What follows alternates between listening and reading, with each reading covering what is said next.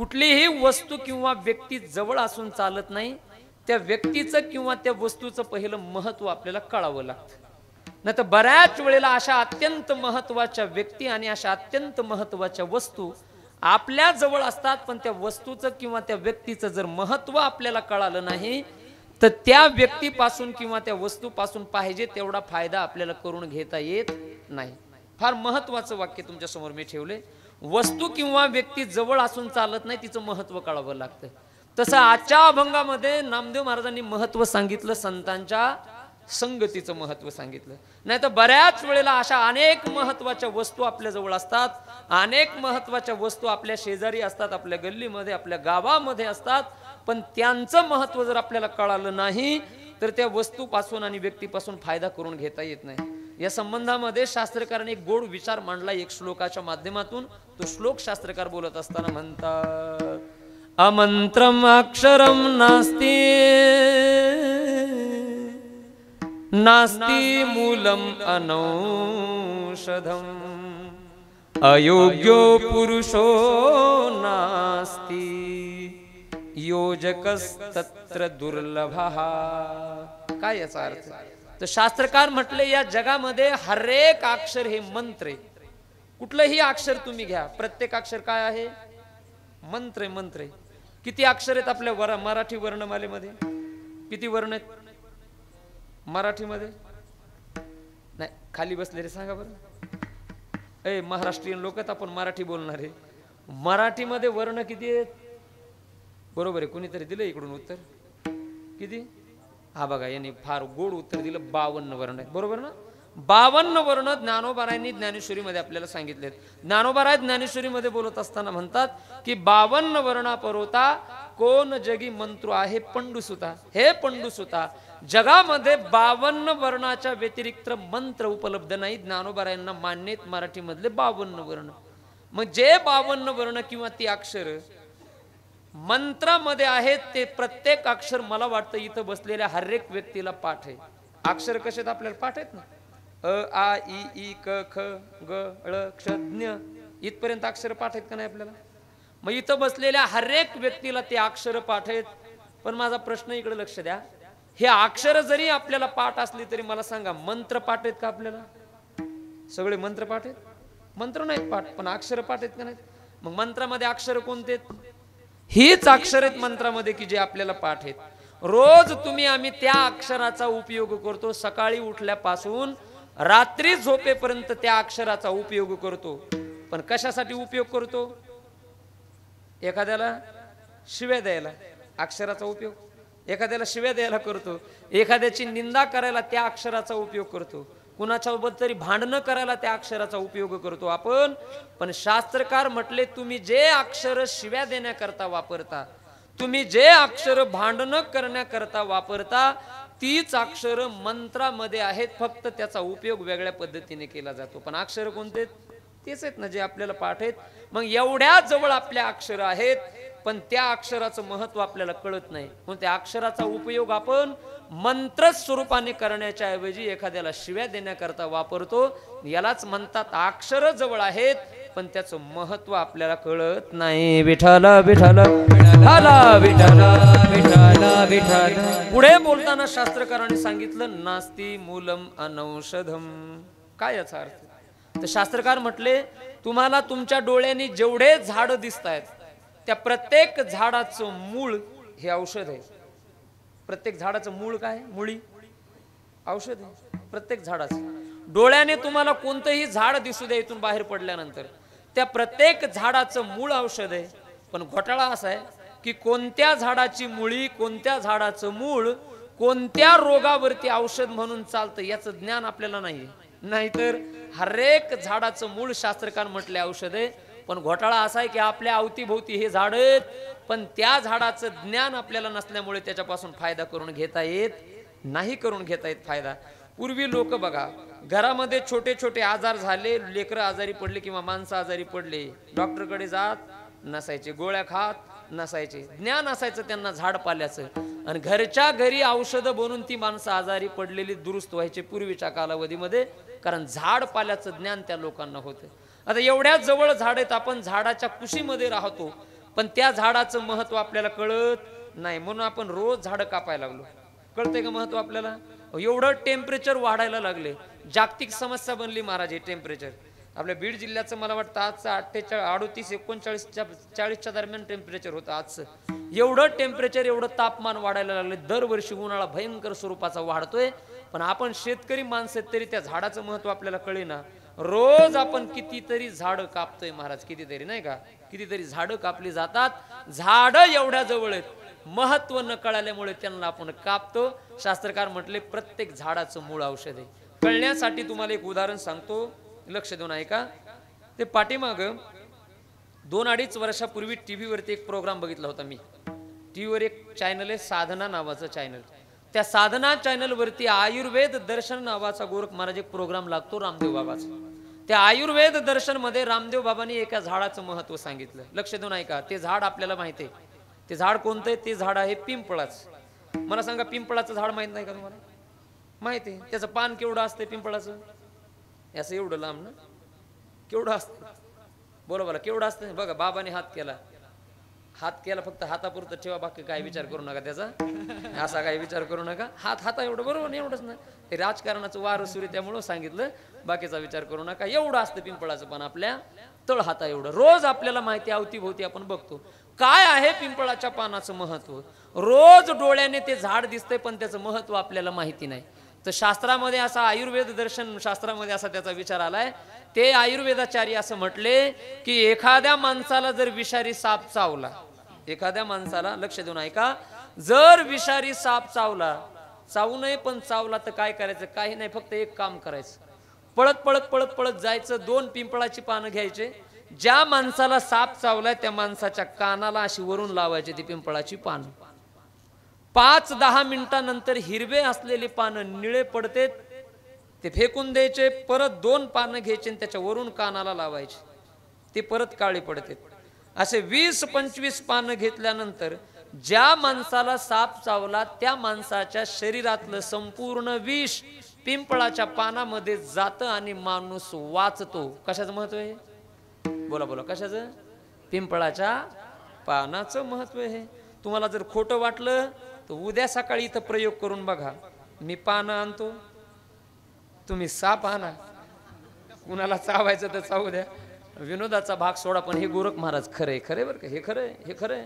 साप चावल्यानंतर तुम्ही आम्ही लोक डॉक्टरकडे जातोच आणि जायलाच पाहिजे, पण जात असताना ॲम्ब्युलन्स मध्ये बसल्यानंतर प्राथमिक उपचार म्हणून करून बघायला काय हरकत आहे का? हा उपाय करून बघायला, या उपायाला काहीही हरकत नाही. आयुर्वेदामध्ये आलेला हा विचार आहे. मला सांगायचा मुद्दा एवढा गोड आहे की असे अनेक झाडं आपल्या अवतीभोवती आहेत, त्याचा अनेक उपयोग आपल्या शरीराकरता होतो, पण त्याचं ज्ञान नसल्यामुळे आपल्याला त्याच्यापासून फायदा करून घेता अजिबात येत नाही. म्हणून महाराज म्हणतात की नास्ती मूलम अनौषधम. प्रत्येक झाडाचं मूळ औषध आहे. आता चलता चलता एक गोष्ट आठवली म्हणून तुम्हाला सांगतो. आपल्या हिंदू संस्कृतीमध्ये अनेक सण साजरे करतो आपण आपल्या घरामध्ये. पैकी सगळ्यात महत्वाचे 2 सण आहेत आपल्याकडे. कोणते सण आहेत? दसरा आणि दिवाळी. 2 सण महत्वाचे. तसे अनेक सण साजरे करतो. पैकी दसरा दिवाळी आपल्याकडे फार महत्वाचा सण साजरा केला जातो. त्यातली त्यात दसऱ्याला एक प्रकार असतो. दसऱ्याला आपण एकमेकाला काय वाटतो त्या दिवशी? बरोबर, काय वाटतो? सोनं. बघा, लेकरांना माहिती आहे, बारीक बारीक पोराला काय वाटतो आपण?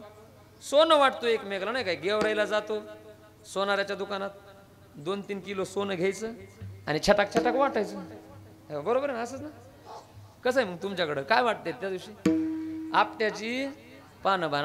आपट्याची पानं सोनं असते का? उग झाडाचा पाला वाटायचा आणि लोकांना म्हणायचं घ्या सोनं, घ्या सोनं, घ्या सोनं. का वाटतो आपण आपट्याची पानं त्या दिवशी सोनं म्हणून? कधी विचार केला त्याचा? होय, जुनी माणसं सांगा कशामुळे वाटते? म्हणा आमचा आजा वाटायचा, आमचा बाप वाटायचा, म्हणून आम्ही वाटतो. तुम्ही वाटल्यामुळे आम्ही वाटतोय, आमची पिढी. काय कशामुळे वाटते काही घेणं देणं नाही कोणाला, आणि कधी आपण त्याचा अभ्यास करत नाही. पण लक्ष देऊन ऐका, आज तुम्हाला मी त्याचं महत्व सांगतो. गेल्या अनेक वर्षापासून तुम्ही आम्ही लोक दसऱ्याच्या दिवशी आपट्याची पानं सोनं म्हणून वाटतो. का वाटतो? येडे होते का आपले पूर्वज? उग झाडाचा पाला ओरबाडायचा आणि घ्या सोनं, घ्या सोनं, घ्या सोनं म्हणून वाटायचं. काय त्याच्या पाठीमागचं कारण? तर त्याच्या पाठीमागचं विज्ञान तुम्हाला मी सांगतो, लक्ष देऊन ऐका. आपट्याची पानं एवढे महत्वाचे दसऱ्याच्या दिवशी. आयुर्वेदामध्ये त्याचा विचार असा आलाय की या दसऱ्याच्या 15 दिवसाच्या कालावधीमध्ये आपट्याच्या पानामध्ये जवळपास 52 प्रकारचे खनिज तत्व सापडतात. किती प्रकारचे? 52 प्रकारचे तत्व आहेत त्याच्यामध्ये. जे तत्व माणसाच्या शरीराकरता एवढे उपयुक्त आहेत, त्या 15 दिवसामध्ये जर एखाद्या माणसाने तो पाला ओरबाडून आणला, घरामध्ये सावलीला वाळवला, त्याची बारीक पावडर करून जर घरामध्ये स्टोर करून ठेवली आणि रोज सकाळी उठल्यानंतर आमोशापोटी 1 चम्मच 2 चम्मच जर खाल्ले तर 350 प्रकारचे रोग निवृत्त करण्याची ताकद आपट्याच्या पानात आहे. किती प्रकारचे? 350 प्रकारचे रोग निवृत्त होऊ शकतात. तुमचं गुडघेदुखी असू द्या, तुमचा वात असू द्या, अशा अनेक रोगाचे प्रकार जे आपट्याची पानं घालवतात. आणि 52 प्रकारचे तत्व, खनिज तत्व की जे मानवी शरीराला उपयुक्त आहेत असे त्याच्यामध्ये सापडते.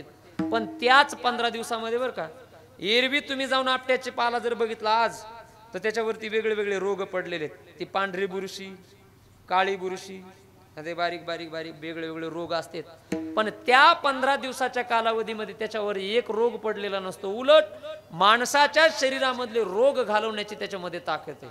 आणि जुनी माणसं मला सांगा, आपल्याकडे शुद्ध सोनं जे असतं, जे शुद्ध सोनं, सोनं जे असतं, शुद्ध सोनं जे असतं ते किती कशी असतं? कशी कशी कॅरेट नाही म्हणत मी तुम्हाला, कस कस. बाबा बरोबर, कोणी इथं पाठीमागे सांगितलं कोणतरी. किती कशी? 52 कशी सोनं हे सगळ्यात शुद्ध सोनं मानलं जातं. 52 कशी सोनं हे शुद्ध आहे. आणि इकडे याच्यामध्ये 52 प्रकारचे तत्व सापडतात. म्हणून दसऱ्याच्या दिवशी सोन्या एवढी किंमत त्या पाल्याला आहे. म्हणून आपले पूर्वज लोक एकमेकाला त्या दिवशी सोनं म्हणून आपट्याचा पाला वाटतात. हे त्याच्या पाठीमागचं कारण आहे. आजपर्यंत आपण वाटत आलोत, पण कोणाला पत्ता नव्हता ते कशामुळे वाटते आणि कशामुळे त्याला सोनं म्हणते. या गोष्टी लक्षात ठेवा. आज आपण एकमेकाला तो पाला वाटला की काय करतो? घेतो, खिशात ठेवतो, घरी आलं की पात्रावर देतो टाकून, नाही तर उकिरड्यावर टाकून द्यायचा, रानात टाकून द्यायचा पाला. पण पूर्वीची लोक तो पाला एकमेकाला वाटल्यानंतर टाकून देत नसायचे. पाला घेतला सोनं म्हणून की लगेच तोंडात टाकायचे आणि खायचे माणसं. म्हणून जुन्या माणसाला रोग नव्हते, ते जास्त दिवस जगायचे. हे त्याचे काही कारण आहेत बरं का, हे त्याचे कारण आहेत काहीतरी. मुद्दा माझा इथे, मी तुम्हाला आयुर्वेद सांगायला लागलो तर अनेक वनस्पतीचे महत्व मी तुम्हाला सांगेल, पण आपल्याकडे अभंगाचा विचार आपल्याला पूर्ण करायचा आहे. अशा अनेक वनस्पती आपल्या आजूबाजूला आहेत की ज्याचा अनेक पद्धतीचं महत्व आहे, पण त्याचं ज्ञान आपल्याला नसल्यामुळे त्याच्यापासून फायदा करून घेता येत नाही. म्हणून महाराज म्हणतात की कुठलीही वस्तू किंवा व्यक्ती जवळ असून चालत नाही, तिचं महत्व कळावं लागतं. जवळ आहेत वस्तू, महत्व कळत नाही आपल्याला. तुम्हाला एक घटना सांगतो आमच्या गावची. आमचं गाव बीड तालुक्यामध्ये बेडकुचीवाडी नावाचं छोटं गाव आहे. आमच्या गावामध्ये फार मोठे एक महाराज होऊन गेलेत. गोरख महाराज, तुम्ही नाव ऐकलं असेल त्यांचं. नागोराव अण्णा जाधव. नागोराव अण्णा गायक फार मोठे होऊन गेले, या जुन्या मंडळीला माहिती आहे अण्णा. ते नागोराव अण्णा जाधव आमच्या गावचे फार मोठे गायक होऊन गेलेत. अण्णा म्हणजे मला आळंदीला पाठवायला कारणीभूतच अण्णा आहेत. त्यांनीच मला आळंदीला ठेवलं. ते अण्णा एवढे मोठे गायक होते आमच्या गावचे. वारकरी संप्रदायामध्ये अण्णा सारख्या वारकरी चाली, त्याचा आवाज आणि त्या गवळणी आज ऐकायला भेटत नाहीत महाराज. ते बंडूबुवाच्या गवळणी तुम्ही ऐकले असतील कॅसेटवर. गोरख महाराज बंडूबुवाचे गुरु आमचे अण्णा होते. आणि त्या सगळ्या चाली नागोराव अण्णाच्या बंडूबुवाला शिकवलेल्या, जगाळ माझी घाला गवेनी वगैरे त्या चालीत का, त्या सगळ्या चाली नागोराव अण्णाच्या.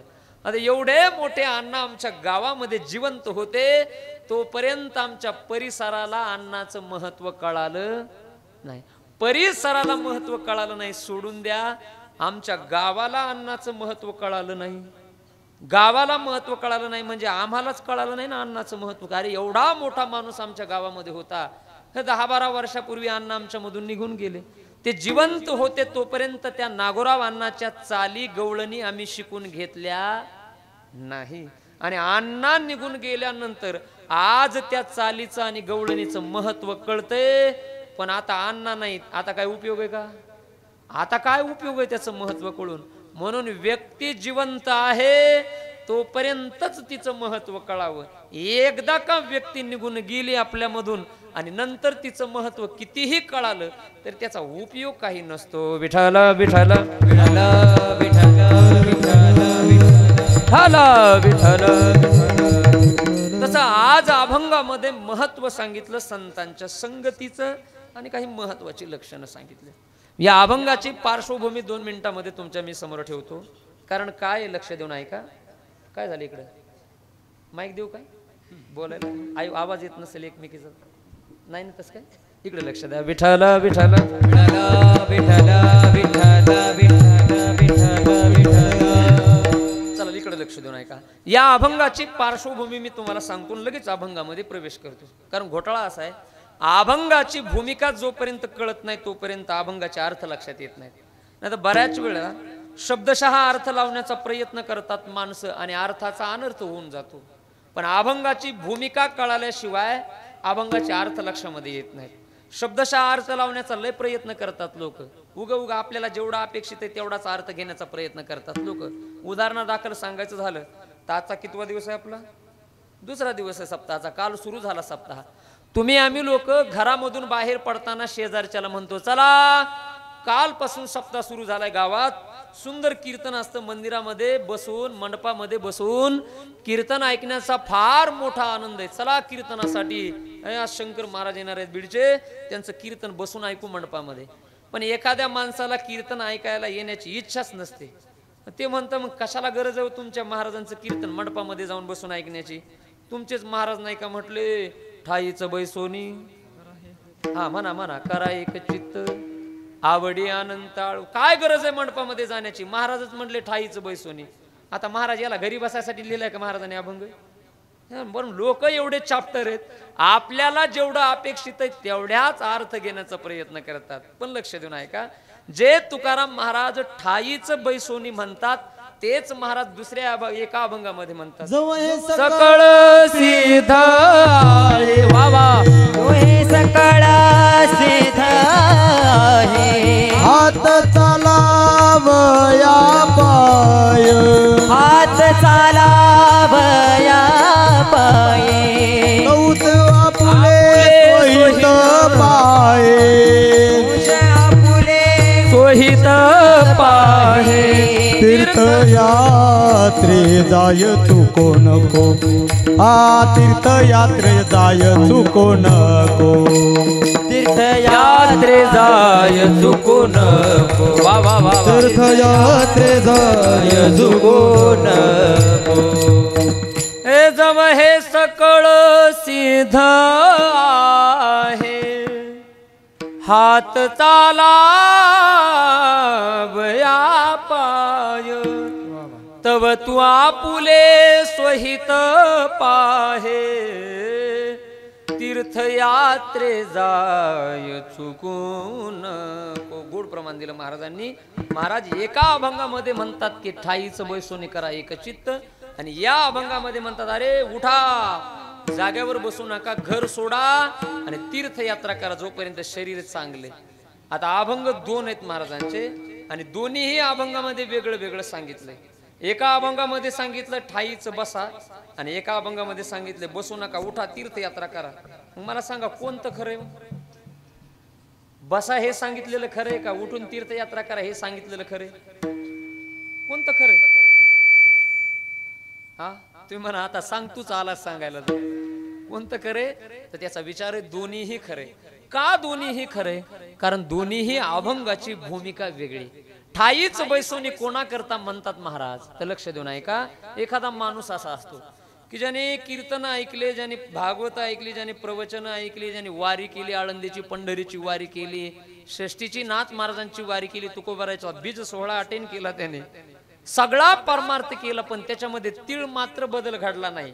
जेवढ्या बिड्या वडायच्या तेवढ्या वडते पुड्या खाते तंबाखू खाते नाही का गांजा वडते पत्ते खेळते. गावामध्ये एखाद्या गरीब पुरीचं जर जमत असेल तर ते कसं मोडता येईल एवढाच विचार त्या डांगऱ्याच्या डोक्यात. मग महाराज म्हणले बाबा एवढं सगळं तू केलंस आणि अजून एक दोष तुझा गेला नाही वाईट विचार तू एक काम कर. महाराज म्हणले तू एका जागेवर बस आणि विचार कर हे जे चाललंय आपलं हे कशा करता चाललंय नाही काय कशा करता चाललंय याचा विचार कर खाली बसून.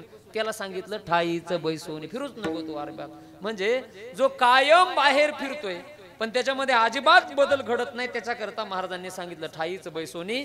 आणि एका करता महाराजांनी काही माणसं अशी असतात की ज्याला आपली पत्नी, आपलं घर, आपला संसार, आपला प्रपंच, मुलं बाळ हे सोडून गावातल्या मंदिराचं तोंड कोणत्या दिशेला आहे हे पण ज्याला माहिती नाही, अशा माणसाला महाराज म्हणतात की अरे एवढा सुंदर देह देवाने दिलाय आणि तू फक्त बर्बाद करायला लागला संसारासाठी. तू एक काम कर, घराच्या बाहेर पड आणि किती सुंदर देवाने हे जग निर्माण केलंय याच्याकरता तू बाहेर पडून तीर्थयात्रा कर. याच्याकरता सांगितलं जव हे सकळ सिद्ध आहे. म्हणजे अभंग दोन्हीही खरेत. भूमिका निराळी. भूमिका कळाल्याशिवाय अभंगाचे अर्थ लक्षात येत नाहीत. तुम्ही काकडा जर वाचला, काकडा, तर त्या काकड्यामध्ये एवढ्या गोड भूमिका घेतल्यात आमच्या संतांनी. कधी कधी संत आमची भूमिका घेतात आंधळ्याची. आंधळ्या पांगळ्याचा एक विठोबा दाता, प्रसवला विश्वतोची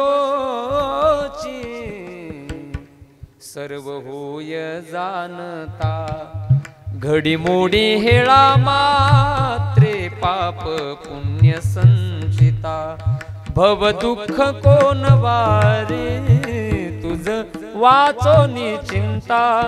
भव दुःख कोण वारी तुझ वाचोनी चिंता. धर्म गाजा गो तुझा तुझी कृपाळू राजा. जानसी जीवीचे गान सांगता सहजा. ही भूमिका घेतली, लक्ष देऊन ऐका. आंधळ्याची भूमिका घेतलेली आमच्या संतांनी. कधी कधी महाराज भूमिका घेतात बहिऱ्याची. बहिरा झालो या जगी नाही ऐकिले हरि कीर्तन. नाही केले पुराण श्रवण. गर्भी बहिरा झालो त्या गुणे बहिरा झालो या जगी. ही भूमिका बहिऱ्याची घेत असत. कधी कधी जोग्याची भूमिका. जगजोगी जगजोगी जाग जाग बोलती. ए जागता जगदेव राखा काही भाव. जगजोगी जगजोगी जाग जाग बोलती. कुणाची भूमिका ही? जोग्याची भूमिका घेऊन महाराज त्या काकड्यामध्ये बोलतात. कधी कधी गवळणीची भूमिका घेतली. वृंदावनी ए वेणुकवनाचा माय वाजे. वेणुनादे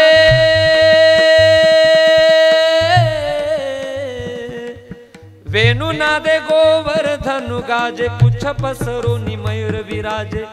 मज पाहता भासती यादव राजे. हो वृंदावनी वेणुकवनाचा माय वाजे. वृंदावनी वेणुकवनाचा माय वाजे. यमुना जळ स्थिर स्थिर वाहे. रवी मंडळ चालता स्तब्ध होय. भूमिका गवळणीची. म्हणायचं का सगळा काकडा? हे बरं वाटतंय जरा ऐकायला. काय काकडाच चालू देऊ आपण, नाही का? वारकरी चाली महाराज. वारकरी आपल्या बीड जिल्ह्यातल्या चालीत ह्या सुंदर बंकट स्वामी महाराजांपासून चालत आलेली या चाली. ह्या काकड्यामध्ये अनेक भूमिका संतांनी घेतलेल्या आपल्याला बघायला भेटतात. भूमिका कळाल्याशिवाय अभंगाचे अर्थ लक्षामध्ये येत नाही. शब्दशः अर्थ लावण्याचा प्रयत्न केला की अर्थाचा अनर्थ होऊन जातो. आता माता मावल्या मोठ्या संख्येने उपस्थित आहेत. एक अभंग सांगतो तुम्हाला, इकडे लक्ष द्या. जनाबाईंचा अभंग आहे. आपल्या गंगाखेडच्या जनाबाई, मराठवाड्यामध्ये गंगाखेड आहे ना, परभणी जिल्ह्यामध्ये, त्या गंगाखेडच्या जनाबाई महाराजांचा एक अभंग आहे. एवढा विचित्र अभंग आहे, त्याचा अर्थ एवढा विचित्र आहे. जनाबाई महाराज एकदा खंडोबाच्या मंदिराच्या समोर अशा उभा राहिल्या आणि खंडोबाच्या मंदिराच्या समोर उभा राहून जनाबाईंनी हात जोडले खंडोबाला आणि त्याला नवस करतात. खंडेराया तुझ करीते नवस.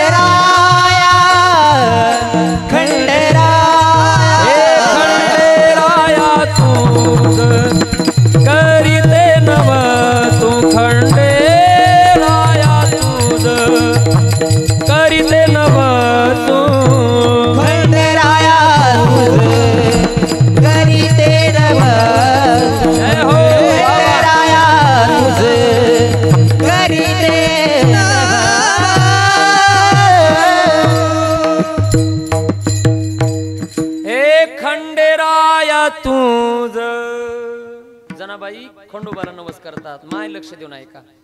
करीते नवसू, काय नवस आहे? मरू दे रे सासू खंडेराया, खंडेराया. काय केलं नवस? कोण मरू दे? हा सासू. तुम्हाला आहे का?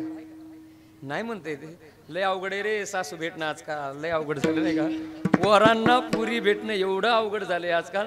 ते म्हणते नाही मला अजून भेटन काळजी करू नका, लहान आहे अजून तो, लहान आहे अजून ते. एवढं अवघड झालंय पोरांना पुरी भेटणं. तुम्हाला खोटं वाटेल. गोरख महाराज माझी गाडी इथं समोर लावली नाही का? माझ्या गाडीमध्ये जवळपास 17 ते 18 बायोडाटे पडले. किती बायोडाटे? 17 ते 18 बायोडाटा असतो ना. पुरीचे नाही बरं का, पोरांचे. पुरीचे म्हणलं पोरे येते बघू द्या महाराज जुळला तर जुळला एखादा. पुरींचे नाही, पोरांचे 17 ते 18 बायोडाटे. कारण रोज एका गावाला फिरावं लागतं. लोक म्हणतात महाराज ठेवा आमच्या पोराचा एवढा बायोडाटा, बघा तुमच्या मराठवाड्यामध्ये एखादी पोरगी भेटली तरी गरीबाची असू द्या, आपण पैसे देऊ पण जुळा. करोडपत्या घरच्या पोरांचे, करोडपत्याच्या घरच्या पोरांचे बरं का गोरख महाराज. आणि कवळे कवळे पोर आहेत, कवळे कवळे 45 वर्ष, 40 वर्ष, 38, 35च्या खाली एक नाही, सगळे 35 45च्या मधले कवळे पोर तसेच आहेत महाराज. लय अवघड झाली परिस्थिती ही. का अवघड झाली परिस्थिती? त्याचं कारण लक्ष देऊन ऐका. आज लग्न करायला जायचं म्हटलं तरी पोरी भेटत नाही. अवघड झाले महाराज, अवघड झाले. एवढं अवघड झाले कारण हे पाप केले समाजाने. पाप कोणी केलं? याच समाजाने पाप केलं ना. मुली तुम्ही आम्ही लोकांनी एवढ्या मारल्यात, त्याचा परिणाम आज लग्न करायला जायचं म्हटलं तर पोरी भेटत नाही. शासनाचा एक सर्वे असा सांगतो, शहाणी माणसं तुम्हाला माहित असेल, शासनाचा एक सर्वे असा सांगतो 1000 पोराच्या पाठीवरती 830च पोरी आहेत महाराष्ट्रामध्ये. 830 वरचे बघा. आता तुम्ही विचारच करा काय मिळेल त्यांचा. हे लय अवघड झाले महाराज. आणि आपल्या बीड जिल्हा तर याच्यामध्ये 1 नंबरला आहे. बीड जिल्हा 1 नंबरला की नाही पुरी मारायला? आपण 1 नंबरला आहे. कॉलर टाईट करा जरा, पाप करायला 1 नंबर आहेत आपण. एवढ्या मारल्यात पुरी आपण बीड जिल्ह्याने. ते परळीचं प्रकरण तुम्हाला माहित असेल. एका डॉक्टरने 800 ते 900 पोरी मारल्या. ते प्रकरण उघडकीस आलं. नंतर तो डॉक्टर जेलमध्ये, पती पत्नी. बीडचं ही प्रकरण तेच आहे नाही, बीड शहरामधले हे नाही का. एवढ्या पुरी मारल्यात आपण. आज रोजी एवढ्या पुरी मारलेलंच पाप आपल्या डोक्यावर या समाजाच्या. म्हणून आज रोजी लग्न करायला जायचं म्हटलं तर पुरी भेटत नाही. फार अवघड झाले महाराज, फार अवघड झाले. फार पाप केलं आपण. एक घटना सांगतो, माझे लक्ष देऊन ऐका. किती पाप केलंय आपण. आपल्याकडे कोल्हापूर नावाचा जिल्हा, कोल्हापूर बेळगावच्या मध्ये रस्त्यावरती एका हॉस्पिटल होतं, एका डॉक्टरचं. तो डॉक्टर पुरी मारायचा गर्भामधल्या. तुमच्या माझ्यासारखी लोक, आपल्याला पोरगा पाहिजे, पोरगी माहिती झालं गर्भामध्ये की लोक त्याच्याकडे जायचे आणि पोरगी मारायची. 3-3.5 महिन्याचा अर्भ गर्भामध्ये असताना जायची लोक पोराच्या हव्यासापोटी. पोरगी म्हणजे डोक्यावरचं ओझ आणि पोरगा म्हणजे वंशाचा दिवा. कशाला म्हणतात? टेंबा म्हणा त्याला, टेंबा. अहो ते पुड्या खाते, दारू पिते, डीजे पुढं नाचते, नालीच्या कडीला पिऊन पडते, त्याला तुम्ही दिवा म्हणता? देवा म्हणायच्या लायकीचे आहेत का? टेंबाच म्हणलं पाहिजे त्याला. आणि त्या पोरासाठी तुम्ही आम्ही लोकांनी पोरी मारल्या. अहो ते जायचे लोक आणि त्याच्याकडे गेल्यानंतर, इकडे लक्ष द्या, त्याच्याकडे गेल्यानंतर तो डॉक्टर आईच्या गर्भामध्ये असलेली 3-3.5 महिन्याची पोरगी मारायचा आणि हॉस्पिटलच्या पाठीमागच्या मोकळ्या आवारामध्ये मारलेली पोरगी पुरायचा. तो मारायचा आणि कंपाऊंडरकडे द्यायचा आणि कंपाऊंडरला सांगायचा जा पाठीमागच्या आवारामध्ये पुरून ये. तुम्हाला आश्चर्य वाटेल, इकडे लक्ष द्या. एकाच दिवशी त्या डॉक्टरने 16 पोरी मारल्या. किती? 16 पोरी मारल्या, छोट्या छोट्या छोट्या. 3-3.5 महिन्याचं ते लिंग निदान मला वाटतं 3 महिन्याच्या पुढे होतं. 3-3.5 सव्वा 3 महिन्याची पोरगी एका दिवशी 16 मारल्या. कापून काढायचं आईच्या उदरातून, कंपाऊंडरकडे द्यायचं, सांगायचं जा पुरून ये. ते वैतागलं पुरून पुरून. 15 पोरी त्यांनी नीट पुरल्या. एक पोरगी त्याला नीट पुरता आली नाही. एक अवयव त्या पोरीचा असा उघडा राहिला आणि एका कुत्र्याची नजर गेली त्याच्या कुत्र्याची. त्या कुत्र्याने ती पोरगी अशी उकरली, तोंडामध्ये घेतलं ते अर्भक आणि रस्त्यावरती ओढत ओढत आणलं त्या कुत्र्याने. खायला लागलं ते कुत्र. तुमच्या माझ्यासारखी लोक रस्त्याने जायचे, आपल्याला वाटायचं, लोकांना वाटायचं एखाद्या प्राण्याचं मांस असेल कुत्र्याच्या तोंडामध्ये. कशाला लक्ष देतात माणसं? पण एक माणूस असा जरा दमाने चालला होता रस्त्यावरून, त्याने गाडी थांबवली, नीट लक्ष देऊन बघितलं कुत्र्याच्या तोंडामध्ये, लक्षात आलं रे प्राण्याचं नाही, कोणाचं तरी माणसाचं हे. थांबवली त्यांनी गाडीन, कुत्र्याच्या तोंडामध्ये असलेली ती मेलेलीच पोरगी होती ना डॉक्टरनी मारलेली, सुटका केली त्याची. पोलिसांना फोन केला, नंतर चौकशी केली, तपासांती लक्षात आलं की हॉस्पिटलच्या पाठीमागच्या आवारातून कुत्र्याने हे उकरून आणलंय. गेले उकरलं तर 15 आणि ही 16 पुरी मारलेल्या ते एकाच दिवसामध्ये सापडलं. नंतर तो डॉक्टर अटक झालं, त्याला जेल झाली. मला सांगायचा मुद्दा असा आहे, हाच तो समाज आहे की याच समाजाने पोराच्या हव्यासापोटी ती पोरगी कुत्र्याच्या तोंडापर्यंत दिली. आपण कुत्र्याच्या तोंडापर्यंत, किती मोठं पाप आहे हे. पाप आहे का नाही? पाप आहे. पाप कुणी केलं हे? आपण याच समाजाने केलं ना. तो समाजानेच केलेलं पाप आहे. आणि काल ज्यांची परवा षष्ठी झाली ते नाथ म्हणतात, केले कर्म झाले त्याची भोगाले, उपजले मेले ऐसे किती. अरे केलेलं पाप, केलेलं कर्म एकट्या माणसाने केलेलं असू द्या, नाही तर सगळ्या समाजानं केलेलं पाप असू द्या, ते उपभोगावंच लागतं, त्याच्यातून सुट्टी अजिबात नाही. म्हणून आज रोजी पुरी भेटत नाहीत, हे पाप कोणाचं आहे? बोला बोला बोला, कोणाचं आहे? समाजानं केलेलं पाप असल्यामुळे आजकाल पुरी भेटणं अवघड आहे. माझा विषय इथून लांबला की ती असणारी एक सासूर वासिनी जनाबाई म्हणतात की खंडोबाच्या मंदिरासमोर ती उभा राहिली, ती काय प्रार्थना करते? मरू दे रे. बोला बोला, काय?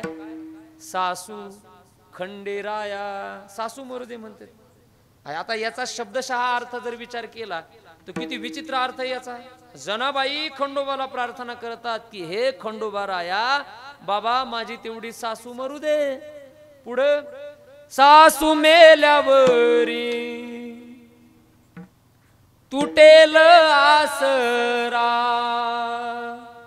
पुढे, मरू दे रे सासरा खंडेराया, सासरा मेल्यावरी होईल आनंद. मरू दे रे ननंद खंडेराया. जेवढ्या सुना आहेत त्यांनी हा अभंग लिहून घ्या. होय, चांगला आहे म्हणायला. मी परत सांगतो तुम्हाला, सकाळी सकाळी उठलं की पूजा करताना देवासमोर म्हणायचा एवढा अभंग. मला सांगा, एखादी सून सकाळी उठली, देवाच्या समोर जर सकाळी सकाळी हा अभंग म्हणायला लागली की खंडोबा माझी सासू मरू दे, सासरा मरू दे, ननंद मरू दे, नाही का तिलाच फाशी द्यायचे घरातले लोक, आम्हाला मारायला निघाली, तिलाच मारतील लवकर लोक. पण लक्ष द्या, शब्दशः अर्थ जरी याचा विचित्र वाटत असला तरी या अभंगाची भूमिका कळावी लागते. कोण सासू, कोण सासरा, कोण ननंद, त्याचा एक भूमिका वेगळी. कोण सासू मरू दे म्हणतात जनाबाई, तर कल्पना नावाची सासू. कल्पनेची सासू हिचा बहुत चिजाचू. नाथांचं हे प्रमाण आहे. कल्पना नावाची सासू तुम्हा आम्हा लोकांना दुःख देते, म्हणून जनाबाई म्हणतात की ही कल्पना नावाची सासू मरू दे, ही भूमिका आहे. सासरा म्हणजे कोण? तर अहंकार नावाचा सासरा तुम्हा आम्हा लोकांना जगामध्ये हा अहंकारच दुःख देण्यासाठी कारणीभूत ठरतो. म्हणून महाराज म्हणतात की सासरा मरू दे, सासू मरू दे, ही अभंगाची भूमिका आहे. विठ्ठल विठ्ठल विठ्ठल विठ्ठल विठ्ठल कुंडली कवरदा हरी विठ्ठल श्री ज्ञानदेव पंढरनाथ भगवान की मौनी ज्ञानेश्वर महाराज विठ्ठल विठ्ठल विठ्ठल. अभंगाची भूमिका कळाल्याशिवाय अभंगाचे अर्थ लक्षामध्ये येत नाहीत. भूमिका कळावी लागते. आजच्या अभंगाची भूमिका अशी की एक वेळेला आळंदी निवासी असणारे भगवान श्री ज्ञानोबाराय पुण्यसलीला इंद्रायणीच्या तीरावरती संजीवन समाधी ज्या मौलिक ज्ञानोबारायांनी घेतली ते ज्ञानोबाराय. आणि त्या ज्ञानोबारायांच्या मनामध्ये एक इच्छा उत्पन्न झाली की आपण बाल भागवत असणारे भक्तीचे आचार्य पंढरपूर निवासी देवाचे लढीवाळ भक्त शिरोमणी नामदेव महाराजांना बरोबर घ्यावं आणि तीर्थयात्रा करावी अशी इच्छा कोणाच्या मनात आली? आळंदीच्या माऊलीच्या मनामध्ये इच्छा की नामदेवांना घेऊन तीर्थयात्रा करावी. आणि ठरल्याप्रमाणे आळंदीवरून आमचे ज्ञानोबाराय निघाले आणि पंढरपूरला आले. नामदेवांना बरोबर घेऊन तीर्थयात्रा करायची त्यांना. आल्याबरोबर नामदेव महाराजांच्या घरासमोर उभा राहिले माऊली ज्ञानोबाराय आणि आवाज दिला माऊली ज्ञानोबारायने, का हो महाराज घरामध्ये आहेत का? तर नामदेव महाराजांच्या घरातून आवाज आला, महाराज घरामध्ये नाही आहेत. कुठं गेले? तर घरचे म्हटले आज त्यांना तारीख आहे. कशाची? कोर्टाची का? नाही बोला ना, कशाची? कीर्तनाची. कोर्ट बिर्ट हे आपल्या मागे आहे, संतांच्या मागे कशाला कोर्टाची तारीख आहे काय? तारीख आहे म्हटले त्यांना आज कीर्तनाची. कुठे? हे वाळवंटामध्ये कीर्तन सुरू आहे त्यांचं, वाळवंटामध्ये. मग माऊली ज्ञानोबारायांनी नामदेव महाराजांचं घर सोडलं. चला म्हणले आपण जाऊ त्यांच्या कीर्तनासाठी. आणि भगवान श्री ज्ञानोबाराय आले राऊळ त्या चंद्रभागेच्या वाळवंटामध्ये. तर तिथे आल्यानंतर बघतायत माऊली, तर तिथे एवढा भव्य दिव्य सोहळा तिथं नामदेव महाराजांच्या कीर्तनाचा सुरू होता. एवढा रंग कीर्तनामध्ये भरलेला. स्वतः नामदेव महाराज फेटा बांधून कीर्तन करतायत आणि एवढं कीर्तन गोड होतं नामदेवाचं. किती गोड होतं ऐका. आपल्या मराठवाड्यातल्या संत जनाबाई, त्या जनाबाईने एका अभंगामध्ये नामदेव महाराजांच्या कीर्तनाचं वर्णन केलंय. किती गोड होतं कीर्तन नामदेव महाराजांचं तिथं चालत असलेलं. ऐकायचंय तुम्हाला का झोपायचंय? ऐकायचंय ना? बाबा म्हणतात ऐकायचंय. आता किती गोड होतं ऐका. आता सगळ्यांनी माझ्या पाठीमागं म्हणायचं आहे हा अभंग. हे एक प्रमाण जरी आपण म्हटलं तरीही नामदेव महाराजांचं सगळं कीर्तन आपल्या डोळ्यासमोर उभा राहतं. किती गोड होतं कीर्तन ऐका. एकच टाळी झाली चंद्रभागे वाळवंटे, चंद्रभागे वाळवंटे. हा एकच टाळी झाली चंद्रभागे वाळवंटे, चंद्रभागे वाळवंटे. ऐका, जनाबाईंनी एक टाळी असा शब्द वापरलाय अभंगामध्ये. मला वाटतं आपण एक टाळी वाजवलं पाहिजे. हात वरी घ्या थोडेसे, जास्त नका, थोडे. हा, आणि एक असा आवाज आला पाहिजे. एक एक. वा वा वा, धन्यवाद. एकच टाळी झाली चंद्रभागे वाळवंटे, चंद्रभागे वाळवंटे. हा, एकच टाळी झाली भागे वाळवंटे, चंद्रभागे वाळवंटे. हे माझा ज्ञान राजा, माझा ज्ञान राजा गोपाळा सिला ह्या वाटी, गोपाळा सिला ह्या वाटी. नामदेव कीर्तन करी पुढे देव नाचे पांडुरंग, पुढे देव नाचे पांडुरंग.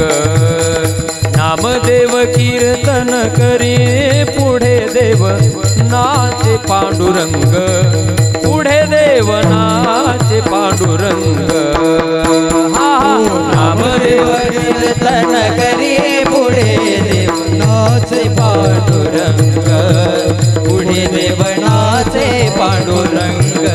वा वा, जय हो. हा टाळी. देव कीर्तन करी पुढे देव नाचे पांडुरंग, पुढे देव नाचे पांडुरंग. हे जनी म्हणे ज्ञान देवा बोला अभंग, ज्ञान देवा बोला अभंग. ऐका, चंद्रभागेच्या वाळवंटामध्ये नामदेव महाराजांचं कीर्तन सुरू पंढरपूरमध्ये. नामदेव महाराजांनी सुंदर डोक्याला फेटा बांधलेला, कमरेला उपरण, गळ्यामध्ये विना. संपूर्ण संत मंडळी तिथे टाळ घेऊन उभा आहे. गोरख महाराज मृदंग वाजवण्याकरता गोरोबा काका आहेत. बाबा पेटी नव्हती त्यावेळेला बरं का, म्हणून वाजवायला कुणीच नव्हतं. आणि एवढा गोड कीर्तनाचा सोहळा त्या ठिकाणी सुरू आहे. आणि कीर्तनामध्ये चाल कुणी म्हणायची हे सांगण्याचा अधिकार आपल्या मराठवाड्याला होता. जनाबाईकडे अधिकार तो. जनाबाईंनी बघितलं आळंदीचे माऊली आले. जनाबाई म्हटल्या, माऊली एवढ्या लांबून तुम्ही आला तर एक काम करा, घ्या टाळ आणि म्हणा चाल. जनाबाई म्हणतात, जनी म्हणे ज्ञानदेवा बोला अभंग, ज्ञानदेवा बोला अभंग। हा नामदेव कीर्तन करी पुढे देवनाचे पांडुरंग, पुढे देवनाचे।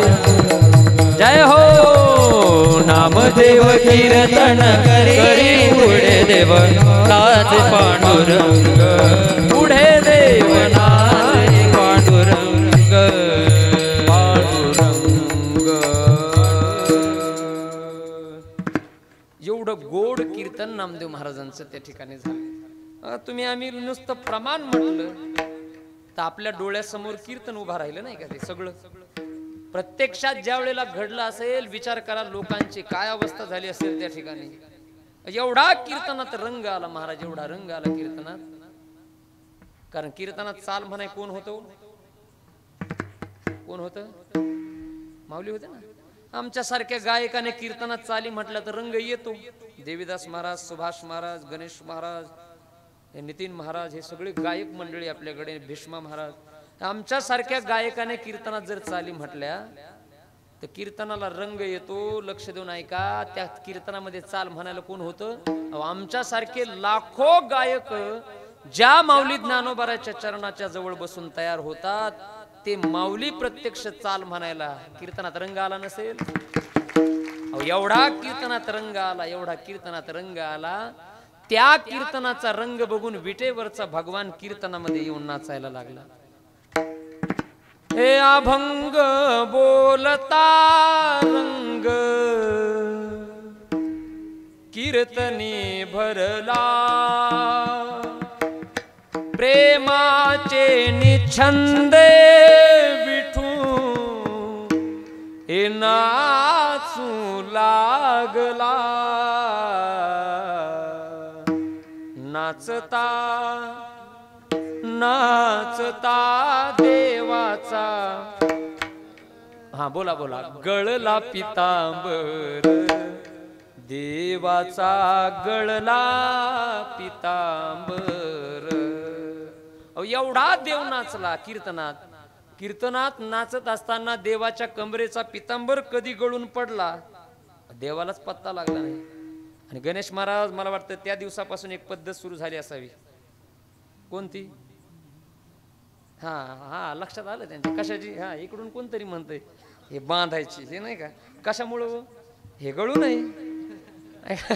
पण आता हल्लीचे कीर्तनकार का एवढ्या उड्या मारून त्यासारखं त्या वेळेसच्या सारखं नाचत नाही, त्यामुळे गळायचा प्रश्न येत नाही। पण त्या दिवशी देवाच्या कमरेचा पितांबर गळून पडला, पितांबर गळून पडला देवाच्या कमरेचा। तिथे एक संत बसलेले होते आमचे, ते उठले, त्यांनी देवाचा हात धरला। कोण होते ते? सावध होई देवा ऐसे बोले कबीर। कुणी सावध केलं देवाला?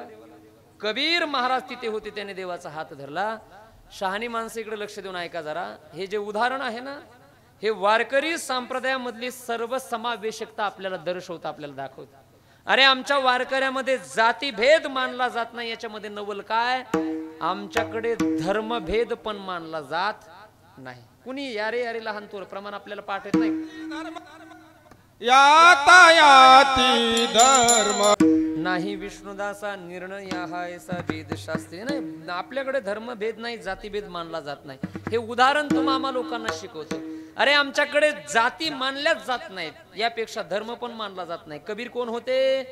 हिंदू नव्हते, कबीर महाराज होते मुसलमान कुळामध्ये जन्माला आलेले। मुसलमान होते, काशी निवासी मुसलमान होते, तरीही अधिकार एवढा होता कबीरांचा की उठून देवाचा हात धरू शकत होते। हात धरला त्यांनी आणि सांगतात सावध होई देवा ऐसे बोले कबीर। सावध केलं देवाला, शुद्धीवाला देव।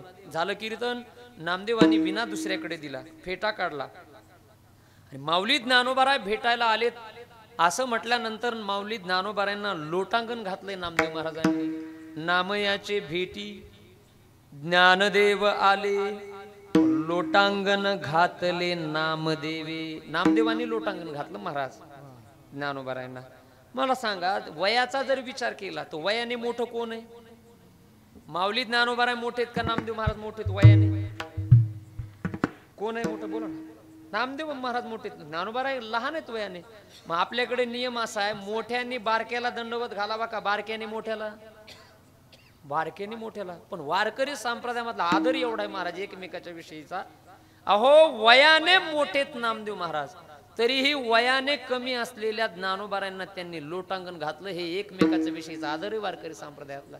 आमच्याकडे आदर केला जातो नाही का? पूर्वी होता तो, आता नाही बरं का एवढा. होय गोरख महाराज, आता लय अवघड झाले महाराज आमच्यात बी. एवढं अवघड झाले. पूर्वी एक वैष्णव एक वारकरी दुसऱ्या वारकऱ्याला भेटला की एवढा आनंद व्हायचा त्याला, कडकडून मिठी मारायचा. पंढरीचे लोका नाही अभिमान, पाया पडे जन एकमेका. जय हो. पडे जन एकमेका, पाया पडे जन एकमेका. पंढरीची लोका नाही अभिमान, पाया पडे जन एकमेका. वा वा वा वा. पाया पडे जन एकमेका. पाया पडे जन पंढरीचे लोका नाही अभिमान. पंढरीचे कोणा नाही अभिमान. अभिमान पंढरीची लोका नाही अभिमान. पाया पडे जन एकमेका.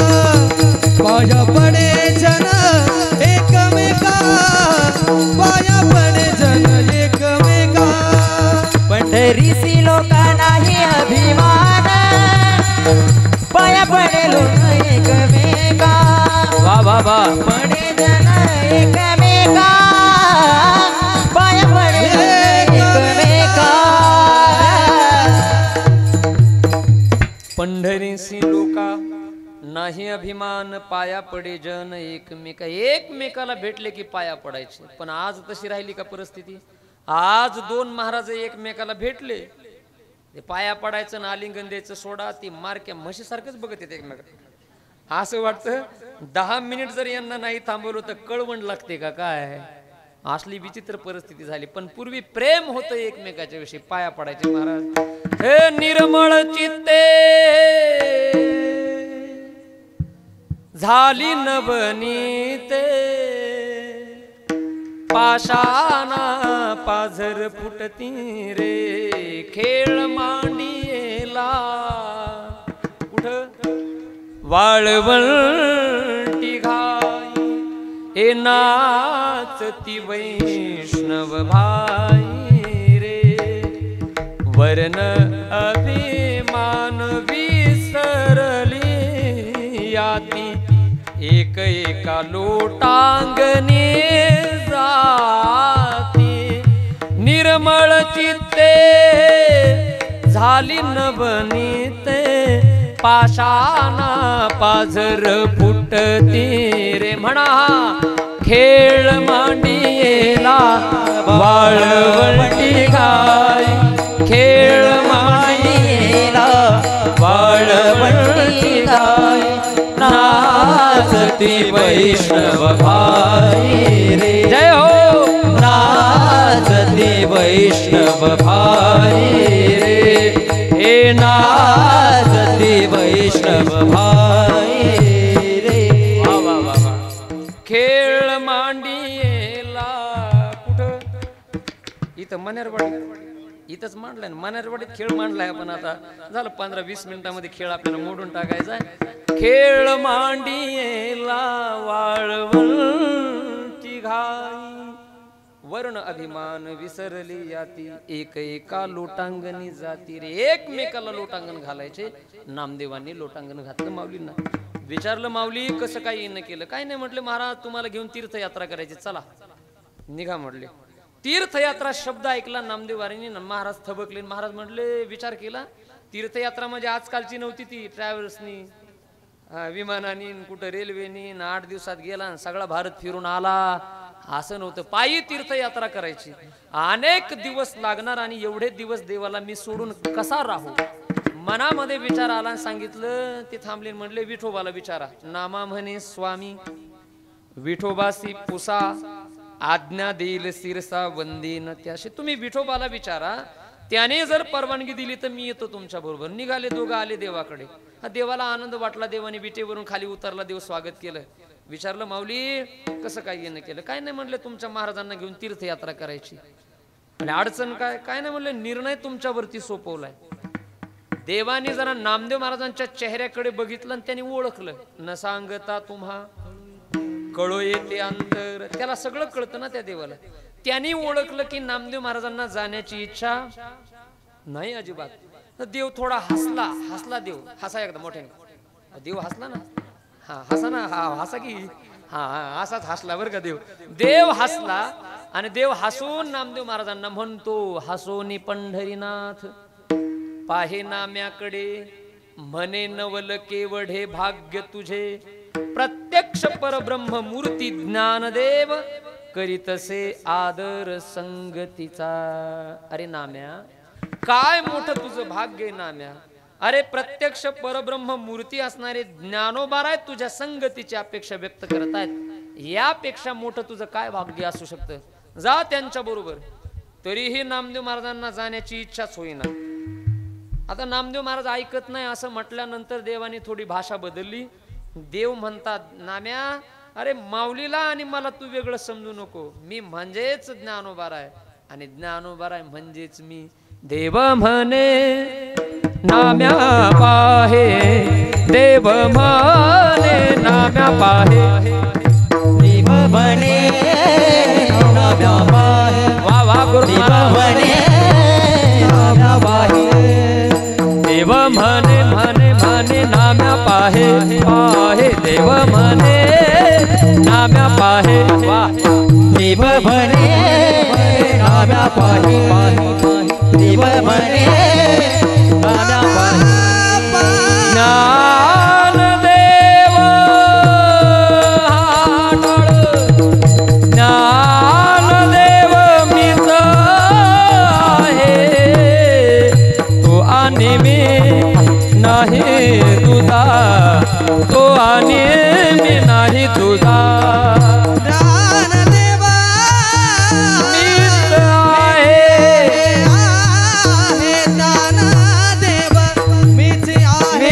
आहे तो आणि मी नाही तुझा, आम्ही नाही तुझा, नाही तुझा, नाही तुझा.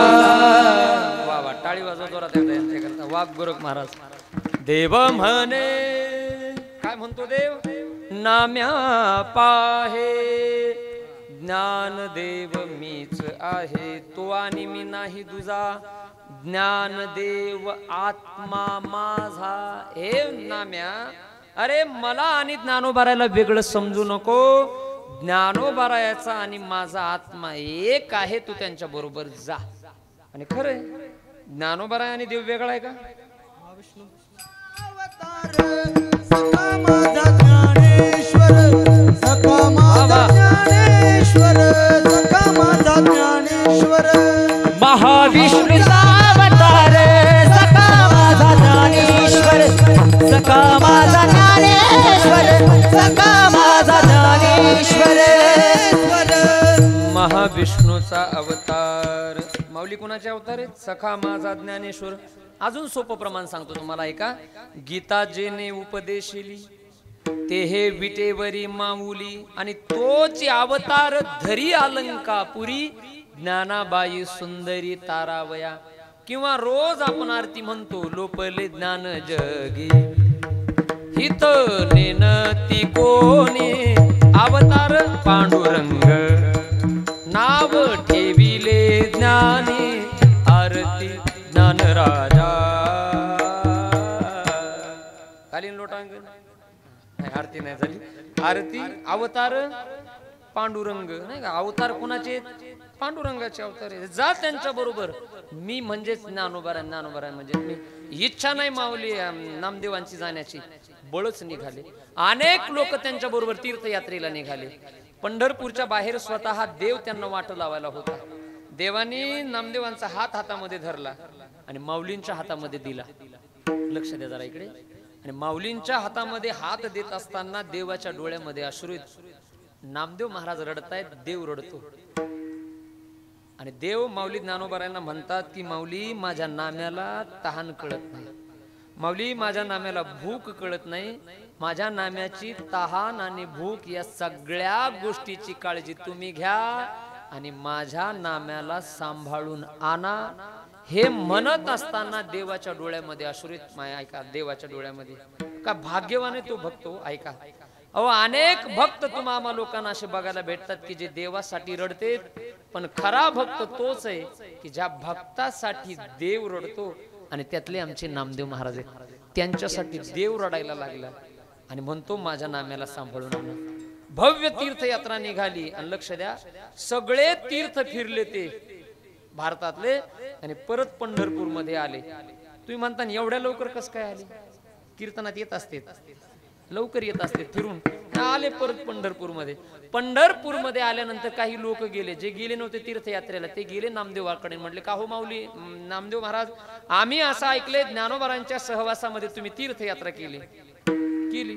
सगळे तीर्थ फिरलात, सगळे तीर्थ फिरलो, मग आम्हाला सांगा माऊली ज्ञानोबारांच्या सहवासामध्ये तुम्ही सगळे तीर्थ फिरलात, मग आम्हाला सांगा त्या माऊलींच्या महान संतांच्या साधूच्या सहवासामध्ये तुम्हाला नेमकं काय अनुभव आला? तो आलेला अनुभव अभंगाच्या पहिल्या संत संगतीचे काय सांगू सुख. जय हो.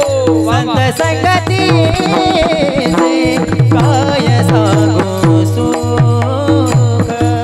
संत संगतीचे काय सांगू सुख. संत संगतीचे काय सांगू सुख. आपणा पारिखे नाही देते, आपणा पारिखे नाही देते. साधू थोर जाना, साधू थोर जाना, वा वा वा वा वा. साधू थोर जाना, साधू थोर जाना. आपणा पारिखे नाही दे, आपणा पारिखे नाही दे. साधू थोर जाना,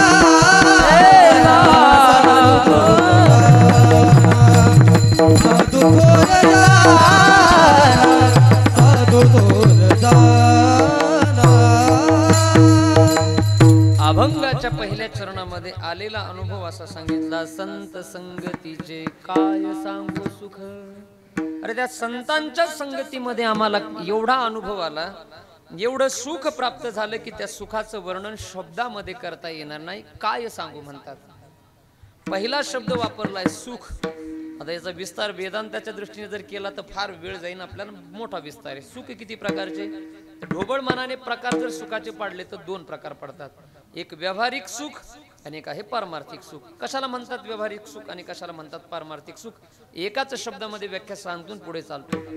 बघा, व्यावहारिक सुख कशाला म्हणतात की एक दुःख जीवनामध्ये आल्यानंतर जर आपल्या जवळचं सुख वजा होत असेल तर समजून चालावं आपण मिळवलेलं सुख हे व्यावहारिक सुख आहे, याला म्हणतात व्यावहारिक सुख. आणि किंवा दुसऱ्याचं सुख बघून जर आपलं सुख कमी होत असेल तर समजून चालावं आपण मिळवलेलं सुख हे व्यावहारिक सुख आहे, याला म्हणतात व्यावहारिक सुख. सांसारिक सुख. पारमार्थिक सुख म्हणजे काय? तर पारमार्थिक सुख ज्या महात्म्याला मिळालं अशा महात्म्याच्या जीवनामध्ये दुःखाचे डोंगर जरी आले तरीही तो महात्मा त्या परिस्थितीमध्ये विचलित होत नाही, ज्याला पारमार्थिक सुख मिळालं. गीतेमध्ये भगवान बोलत असताना म्हणतात, यम लब्ध्वा परम लाभं मन्यते नाधिकं ततः यस्मिन् स्थितो न दुःखेन गुरुनापि विचाल्यते. या श्लोकाच्या खाली काही ओव्यात. मग मेरुपासोनी थोरे देह दुःखाचे निडोंगरे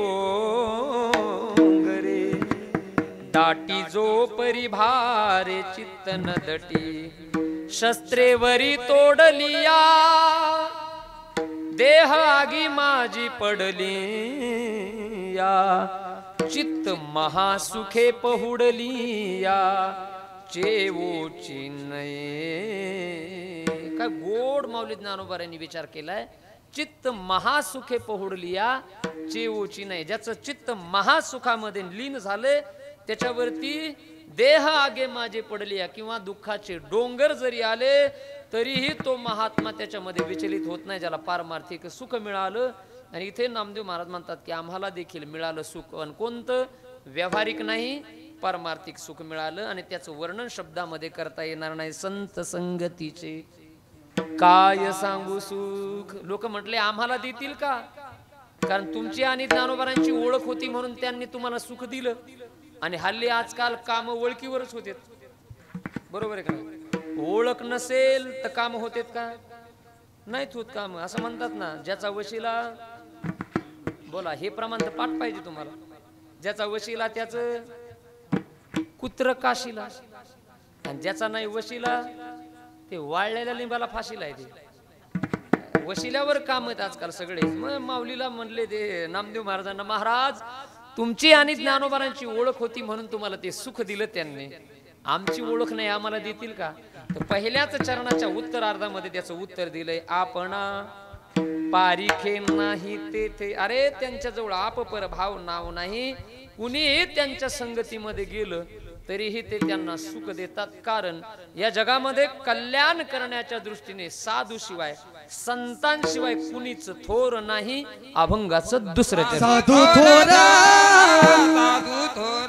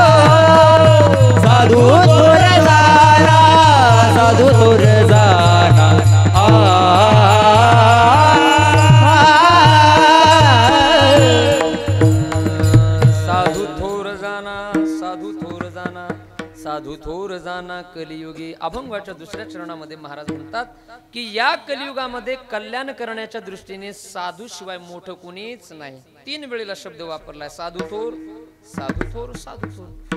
इथे वेदांत शास्त्राच्या नियमाप्रमाणे द्विरुक्ती नावाचा दोष आलेला आपल्याला बघायला मिळतो. कारण शास्त्र असं म्हणतं एक गोष्ट दोनदा सांगू नये, एकदाच सांगावी. इथे महाराजांनी अनेक वेळेला सांगितलं ना साधू थोर, साधू थोर. मग काय गरज होती महाराजांना 3 वेळेला शब्द वापरायला की साधू थोर, साधू थोर. एकदा जर म्हटले असते साधू थोर तर कळालं नसतं का आपल्याला. पण 3 वेळेला शब्द वापरला, त्याची काही कारण सांगतो का वापरला. तर त्याचे अनेक भाव काढता येतात. आमचे गुरुजी आम्हाला सांगायचे आळंदीमध्ये. पहिला भाव त्याचा असा आहे की 3 वेळेला साधू थोर शब्द वापरण्याच्या पाठीमागचा विचार असा आहे की साधू हे 3ही काळामध्ये थोर आहेत, त्याकरता 3 वेळेला शब्द वापरला. साधू भूतकाळामध्ये थोर होते, साधू वर्तमानामध्ये थोर आहेत आणि साधू भविष्यामध्ये देखील थोर राहणार आहेत. याकडे त्याला 3 वेळेला शब्द वापरला, साधू थोर जाणार. किंवा आणखीन एक भाव असा कळतो की साधू तुमच्या माझ्यासारख्या सामान्य लोकांपेक्षा थोर आहेत. साधू इंद्र चंद्राधिक देवापेक्षा थोर आहेत आणि साधू सगळ्यात मोठा असलेला भगवान परमात्मा त्या परमात्म्यापेक्षाही साधू थोर आहेत. त्याकरता 3 वेळेला शब्द वापरला साधू थोर. अजून एक भाव असा आहे, झालं 5 मिनिट राहिलेत आपल्याकडे. निश्चया करता सांगितलं, निश्चया करता, निश्चया करता साधू थोर 3 वेळेला. आपल्याकडे म्हणतात ना, एक वारी केली तर थांबू नये, कमीत कमी किती कराव्यात? नाही नाही हो, त्यांनी तर वेगळंच सांगितलं. किती कराव्यात? कमीत कमी 3. बरोबर ना. एक कथा लावली आपल्याकडे नाही का, एक कथा लावून थांबत नाही. किती वेळेला लावा? 3 वेळेला नाही का. एक सप्ताह केला तर थांबू नये, कमीत कमी 3 करावे. एकदा महाराज बोलीला की थांबू नये. हा किती वेळेला? तुम्ही म्हणता ह्या ठोंब्याला परत यायचं काय काय पुढच्या वर्षी? तसं नाही म्हणत मी. किती 3 वेळेला नाही का. 3 हा शब्द निश्चया करता. अजून एक घटना सांगतो तुम्हाला. आपण आता शेतकरी सगळे माणसं आहेत. आपला शेतामध्ये पिकलेला माल ज्या वेळेला आपण बाजारपेठेमध्ये विकण्यासाठी नेतो, कांदे कुठलीही गोष्ट एखादी न्या, बाजारामध्ये गेल्यानंतर एखाद्या मालाचा लिलाव होतो. लिलाव, त्या लिलावामध्ये बोली लावली जाते आणि किती वेळेला वार बोलला जातो? 3 वेळेला. एकदा का 3 वेळेला वार बोलला की नंतर मग त्याच्यामध्ये बदल होतो का? अजिबात त्याच्यामध्ये बदल होत नाही. म्हणजे 3 आकडा हा निश्चया करता. म्हणून निश्चयात्मक नामदेव महाराजांनी सांगितलं, साधू थोर, साधू थोर, साधू थोर जाना. चला एक हातवरी करा, झालं 2 मिनिटामध्ये सेवेला पूर्ण विराम द्यायचा. महिलांना इच्छा असेल तुमची तर वरी करा, तुम्हाला काही म्हणजे आग्रह नाही, पण पुरुषांनी मात्र सगळ्यांनी हातवरी करायचे. अगदी 2 मिनिटामध्ये सामुदायिक आपल्याला विठोबा रखुमाईचं भजन, लगेच सेवेला पूर्ण विराम. विठोबा रखुमाई, हा टाळी जय हो. विठोबा रखुमाई, विठोबा रखुमाई, विठोबा रखुमाई, विठोबा रखुमाई, विठोबा रखुमाई, विठोबा रखुमाई, विठोबा रखुमाई,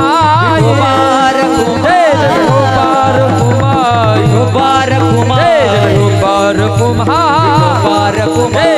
विठोबा रखुमाई, विठोबा रखुमाई, विठोबा रखुमाई, विठोबा रखुमाई, विठोबा रखुमाई, विठोबा रखुमाई.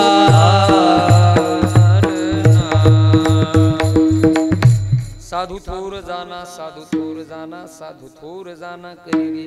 पहिल्या 2 चरणामध्ये महाराजांनी संतांच्या संगतीचं महत्व सांगितलं आणि उरलेल्या 2 चरणामध्ये काही लक्षणं सांगितले. कसे साधू?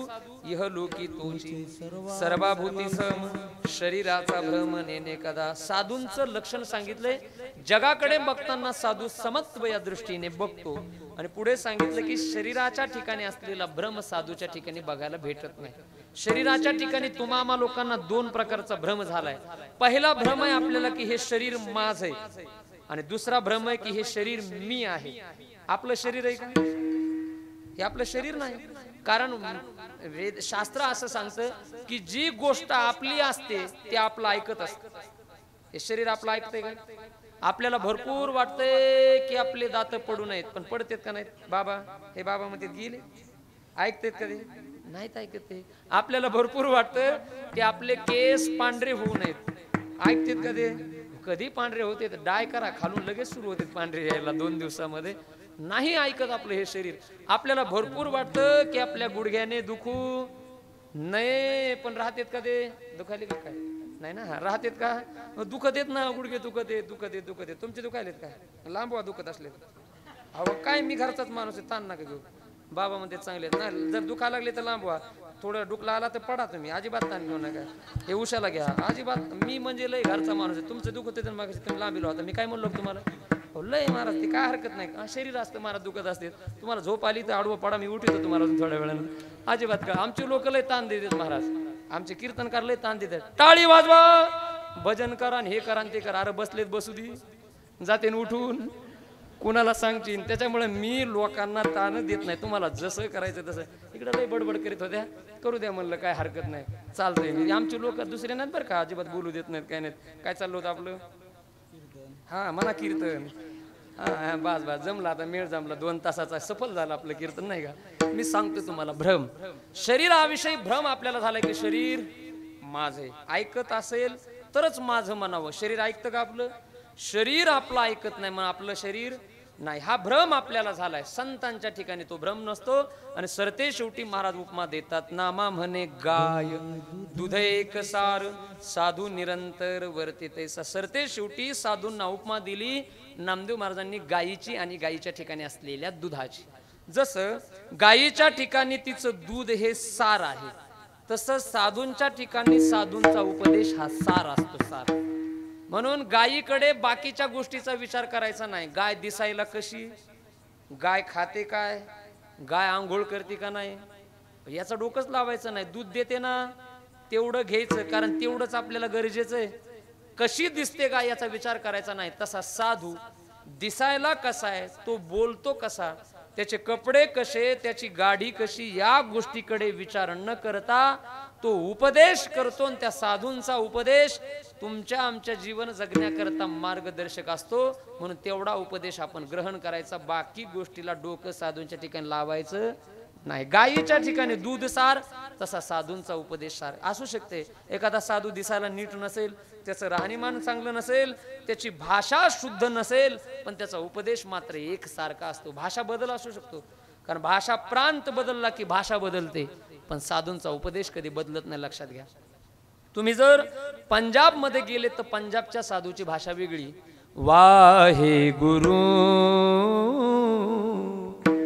वाहे गुरु वाहे गुरु वाहे गुरु वाहे गुरु तेरा सब सदका वाहे गुरु तेरी सब रचना वाहे गुरु वाहे गुरु वाहे गुरु वाहे गुरु वाहे गुरु वाहे गुरु. पंजाबच्या साधूची भाषा आहे. प्रांत बदलला की भाषा बदलते. तुम्ही जर कोकण किनारपट्टीवर समुद्राच्या किनारी गेलात तर त्या साधूची भाषा निराळी. पाव गा दादा तू नंदाचा झिलो, माका कपडा दियान मी हिवान मेलो. ही कुणाची भाषा आहे? समुद्र किनाऱ्यावरती राहणाऱ्या साधूंची भाषा आहे. प्रांत बदलला की भाषा बदलते, उपदेश बदलत नाही. तुम्ही कर्नाटक मध्ये गेले तर कर्नाटकच्या साधूची भाषा आणखी निराळी.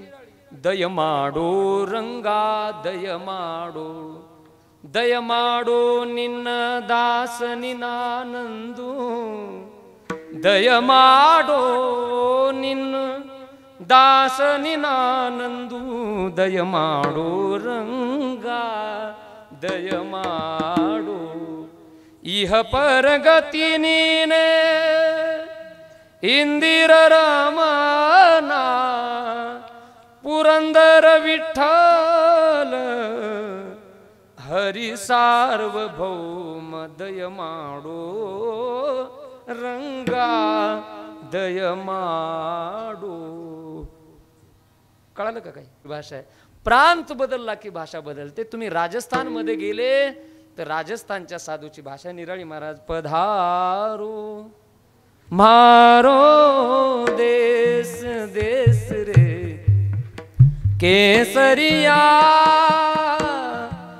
बाल माओ नी पधारो मारो देश देश रे पधारो मारो देश रे. प्रांत बदलला की भाषा बदलते महाराज. त्याच मेवाडची मीराबाई राजस्थानची, तिची भाषा आहे नाही का? जी मैंने राम रतन धन पायो वस्तु अमौलिक दी मेरे सतगुरु कृपा कर अपनायो. पायो जी मैंने राम रतन धन पायो. पायो जी मैंने राम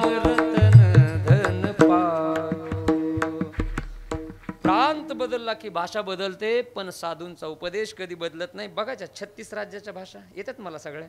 ते तैसा ज्ञानेश्वर माऊली ज्ञानराज माऊली तुकाराम ज्ञानेश्वर माऊली ज्ञानराज माऊली ज्ञानेश्वर माऊली ज्ञानराज माऊली तुकाराम संगतीचे काय सांगू सुख आपणा पारिखे नाही तेथे साधू थोर जाना साधू थोर जाना साधू थोर जाना कलयुगी नामदेवांचा अभंग सेवेकरता निवडला होता. वेळ माझी संपूर्ण 8-10 मिनिट तुमचे एक्स्ट्रा घेतले त्याबद्दल सगळ्यांची क्षमा मागतो. या ठिकाणी सेवेला पूर्ण विराम देतो. उपस्थित